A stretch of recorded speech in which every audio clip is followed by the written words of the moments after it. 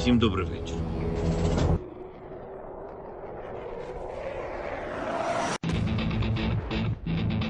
On behalf of the brave. On behalf of every father and every mother. Wings for freedom. On behalf of our warriors. And paves the way for a new history.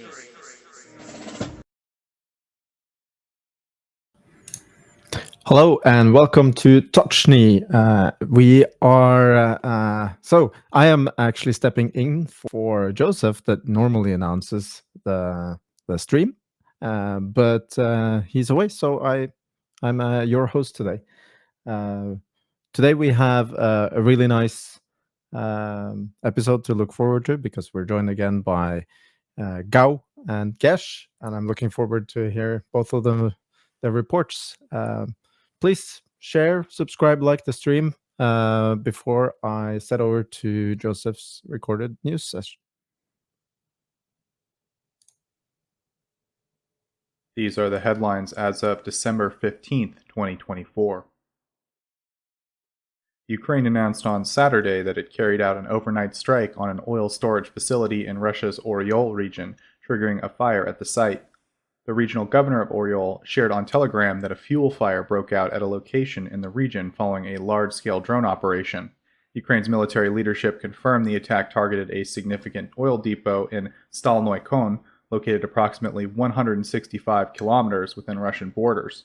According to Ukrainian officials, this depot is a key component of a defense-related infrastructure network supporting the Russian military. Reports from Russian media included visuals of the incident, showing thick plumes of smoke rising against the night sky. The governor stated that Russian air defenses had intercepted the Ukrainian drones during the assault. By early morning, the fire had been brought under control, but was still not fully extinguished. Ukraine's security service confirmed the use of domestically developed Sea Baby naval drones during a targeted operation in the Kerch Bay, Crimea, on the night of December 6th. According to the military counterintelligence department, the operation turned the tables on Russian forces, who had reportedly planned their own mission but became the focus of the Ukrainian attack. The Sea Baby drones, equipped with advanced weaponry, including large-caliber machine guns with automated targeting systems, engaged Russian forces after they initiated hostilities. Intercepted communications between Russian soldiers revealed significant casualties among Russian personnel, including deaths and injuries aboard helicopters hit during the operation. The helicopters reportedly sustained severe damage, rendering them in need of substantial repairs. The Ukrainian drone successfully targeted a barge transporting military supplies and repair materials for the Crimean Bridge, which remains under reconstruction following earlier strikes. A series of explosions shook the Russian-occupied city of Kyiv in Donetsk Oblast on December 10th, following what multiple unofficial sources described as a Ukrainian strike on a Russian ammunition depot. Kyiv is a significant city in Donetsk Oblast and has been under Russian control since 2014. The area serves as a key logistics and military hub for Russian forces, supporting troop deployments, equipment storage, and training activities in nearby regions. Over the past year, Ukraine has stepped up long-range drone strikes on Russian military and fuel facilities, disrupting essential supplies for the Russian military's operations. The Russian telegram channel Astra reported that the explosions likely resulted from an attack on an ammunition depot. Local reports suggest that the targeted facility was situated within a residential area close to a military training ground. Russian propaganda channel Mash na Donbas claimed that the attack involved 3 HIMARS rocket strikes with accompanying video footage showing secondary explosions and smoke rising after the impact. The Russian-installed head of the city announced an emergency evacuation of residents from 13 streets. He advised people to take essential belongings and identification documents, although no detailed explanation was provided. Occupying forces then cordoned off the affected area, advising residents to stay indoors, avoid windows, and seek shelter. Ukrainian officials have not confirmed their involvement in the strike as of the latest reports. Ukraine has made substantial progress in its military manufacturing, with several advanced missile and drone systems either entering active service or completing successful trials. At the 2024 Boris Paton National Prize of Ukraine award ceremony, Zelensky recognized 91 scientists from 12 research teams for their contributions to Ukraine's defense amid the ongoing war with Russia.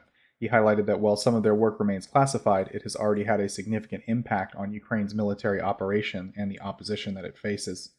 Zelensky announced that the Polyanitsa missile drone has now entered mass production, while the Peklo, translated as Hell missile drone, successfully completed its first combat missions, with the initial batch recently delivered to Ukrainian forces. He also noted ongoing trials for the Ruta missile and hinted at imminent deployment of the long-range Neptune system, which he described as a future threat to occupying forces. A senior Russian missile engineer, Mikhail Shatsky, was shot and killed near Moscow in what Ukrainian media claim was an operation carried out by Ukraine's intelligence services. Shatsky's body was discovered in the Kuzminki Forest Park, located in Kotelniki, a southeastern suburb of Moscow. He held the position of Deputy Chief Designer and Head of Software at the Moscow Experimental Design Bureau MARS, which specializes in developing control and navigation systems for satellites and drones. The organization is affiliated with Rosatom, Russia's state nuclear corporation.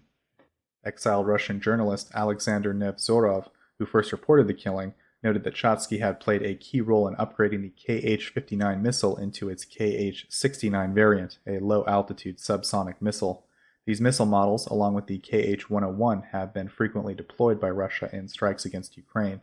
On the same day of the announcement, Ukraine's Air Force reported intercepting 2 Kh-59 and 69 missiles over the Dnipropetrovsk region. Several Ukrainian outlets, including RBC and Ukrainska Pravda, cited anonymous sources claiming the assassination was part of a Ukrainian military intelligence operation conducted by HUR. A source from Ukraine security services reportedly stated that individuals involved in advancing Russia's military capabilities are deemed valid targets for Ukraine's defense forces. An explosion in the occupied city of Donetsk targeted an off-road Toyota vehicle carrying Serhiy Yevsuikov, the head of the Olenivka penal colony, and his wife. The blast, reportedly caused by an explosive device containing the equivalent of approximately 100 grams of TNT, were placed beneath the vehicle, and they left the car severely damaged, particularly the driver's seat. Russian media and telegram channels, including the Kremlin-aligned RIA Novosti, confirmed that Yevsuikov was killed in the explosion. His wife survived but sustained severe injuries, including the loss of a leg, and is in critical condition in the hospital. Videos and photos circulating online show the aftermath of the attack, with bystanders attempting to assist the victims.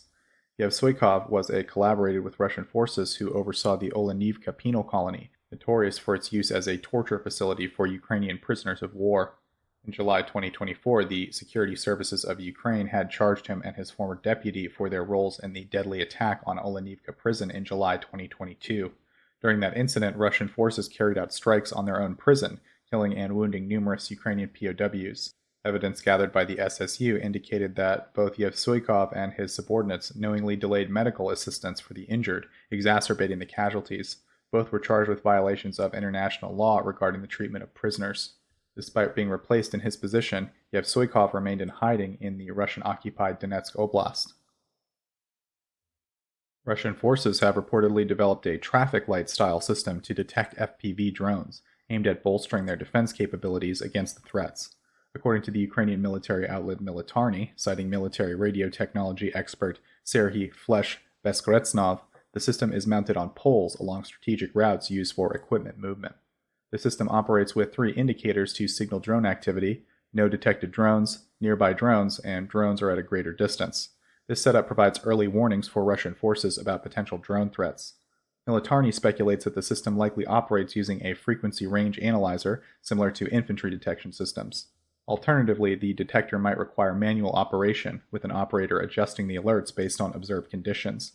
The system may also include a sound analyzer capable of detecting drones by the distinct noise of their engines, including those controlled by fiber optic connections.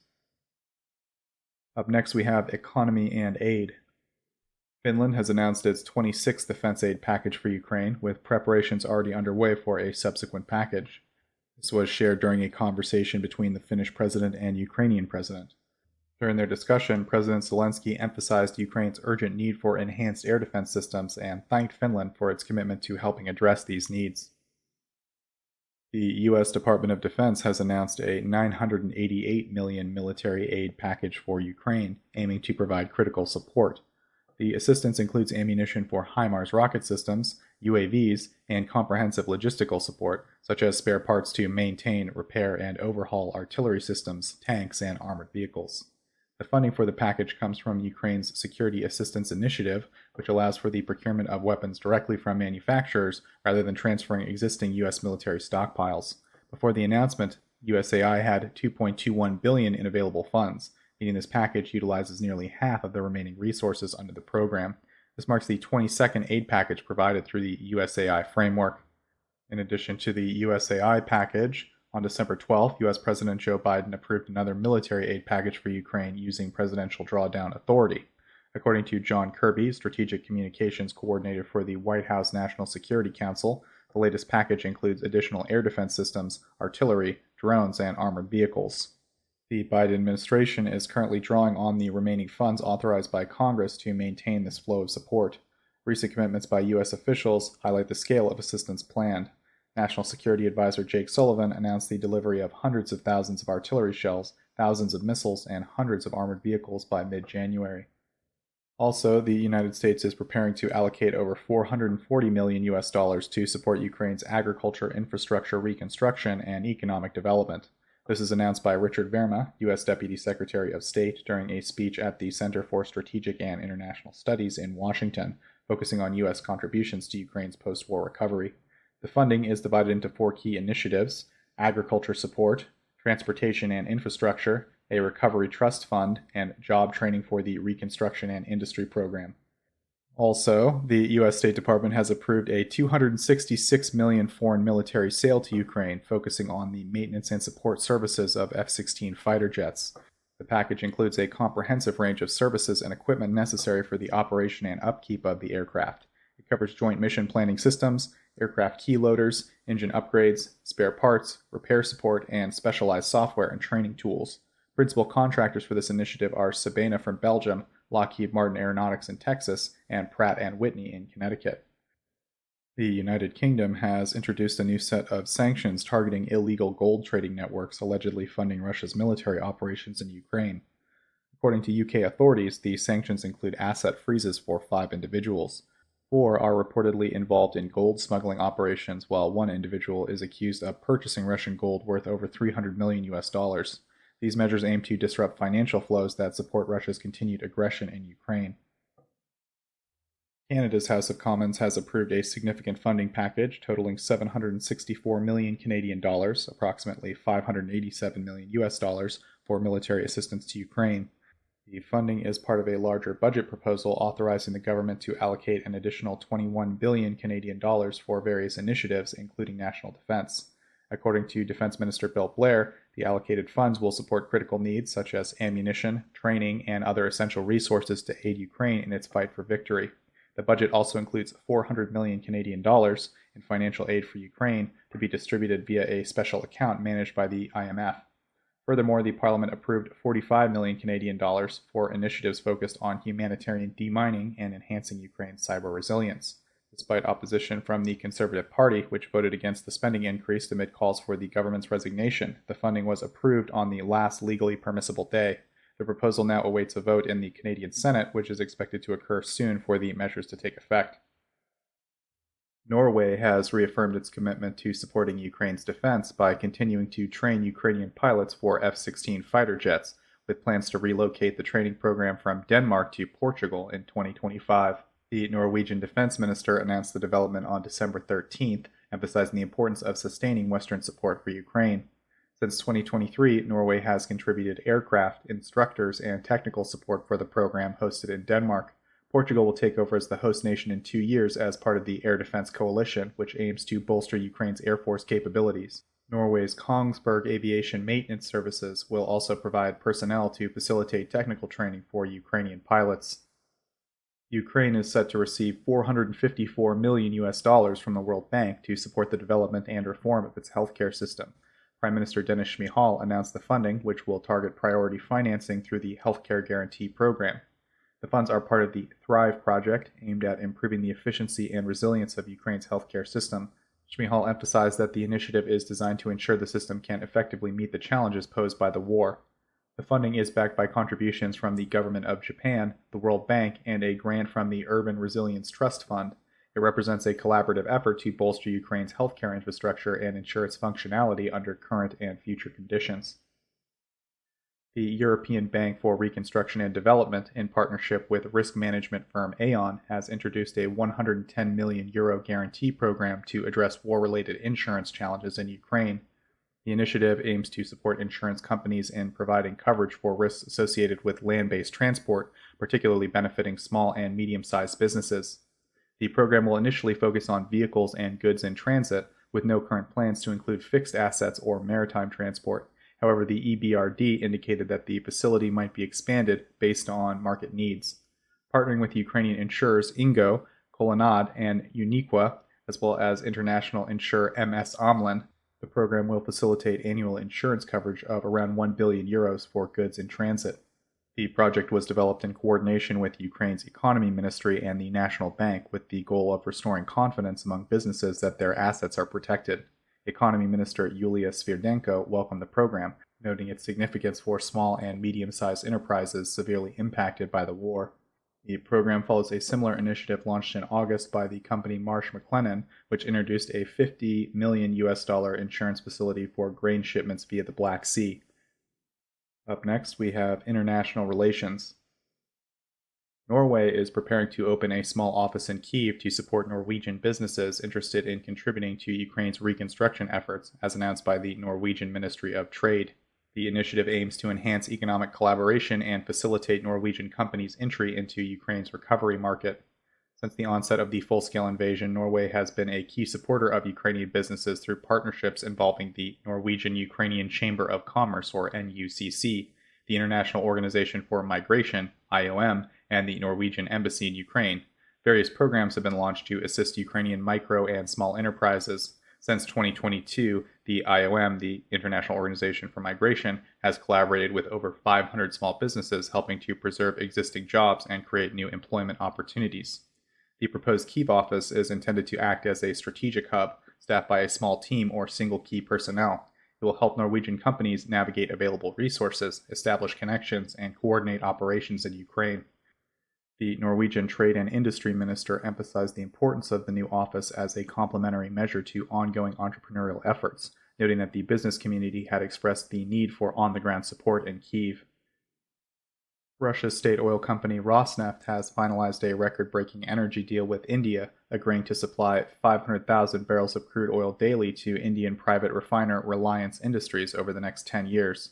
According to sources cited by Reuters, the agreement is valued at approximately $13 billion and marks a significant development in the energy trade between the two nations.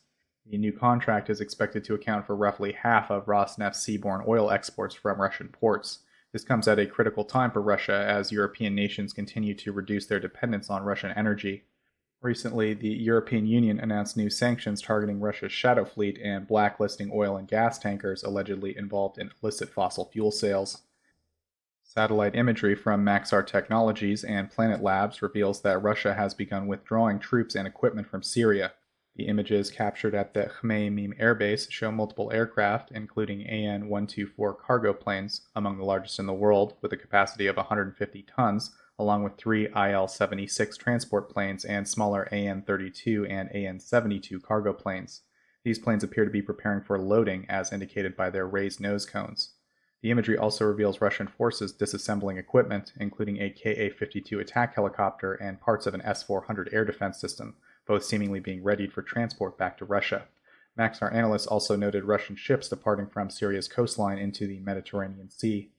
Reports from Russian propaganda outlet TASS suggest that discussions are ongoing between Russia and the Syrian government to maintain Russian military bases in the country, despite the withdrawal of some forces. Supporting this, videos shared by Russian propagandists show military convoys headed towards Khmeimim Air Base, indicating ongoing logistical movements. The European Court of Human Rights has rejected a complaint challenging Ukraine's ban on the public use of the St. George ribbon, a symbol with contentious connotations linked to Russia's actions in Ukraine. The decision in the Borzych vs. Ukraine case, reported by European Pravda, upheld Ukraine's prohibition as lawful and within the state's discretion. The St. George ribbon, once widely used in Ukraine during World War II commemorations, has been replaced since 2014 by the red poppy, reflecting Ukraine's shift away from Soviet-era symbolism. The ribbon's association with armed groups in Crimea and the Donetsk and Luhansk regions, as well as its use by Russian forces during the ongoing war, transformed it into a divisive emblem. In 2016, Ukraine enacted legislation banning the ribbon as part of broader restrictions on symbols tied to communist and Nazi regimes. Manufacturing or promoting the ribbon became an administrative offense under the law. The case involved a former soldier, Yuri Borzik, who sought to wear the ribbon on Victory Day in 2017, arguing that the ban infringed upon his freedom of expression and was discriminatory. The European Court on Human Rights recognized the ribbon's evolving symbolism, particularly its link to Russian aggression. While acknowledging the restriction on freedom of expression, the court concluded that the ban was within Ukraine's, quote, margin of appreciation, the discretion allowed to states in addressing national challenges. The court noted that the prohibition does include exceptions, such as for ribbons issued as part of pre-1991 military awards, and determined that Ukraine's efforts to address wartime challenges were justified. The court also dismissed Borzyk's complaint as, quote, manifestly unfounded, stating that he failed to demonstrate significant emotional or practical harm caused by the ban. Furthermore, the prohibition applies universally, regardless of ethnicity or citizenship, and is seen as a response to the profound impact of Russian aggression on Ukraine. Ukraine's Commissioner for the European Court of Human Rights, Margarita Sokorenko, highlighted that the ribbon now symbolizes the suffering caused by Russian aggression. She noted that banning its use is a necessary measure, reflecting Ukraine's struggle against the war and the emblem's connotations as a persistent link to their aggressor. The ECHR's decision aligns with similar action in other European countries, where bans have been justified as responses to Russia's ongoing hostility toward Ukraine. And that's it for the main headlines for this week. We will now move to the next segment. I will now set it over to my friend Dear Gao. Oh, I think that's me. Hello, guys. As always, I will now present this week's most important news from Germany regarding Ukraine in this time a very short segment. We are starting with Thursday, when the German Minister for Economic Cooperation and Development did a surprise visit to Ukraine and announced that her ministry increased their recent pledged funding for repairing and improving Ukraine's energy infrastructure from 70 million euros to 90 million euros, so an increase by 20 million euros. With these funds, Germany finances 80 mobile combined heat and power plants, over 20 mobile boiler houses, transformers, hybrid generators, as well as 15 lifting platforms, the ones you see on the picture, for repairing central power lines.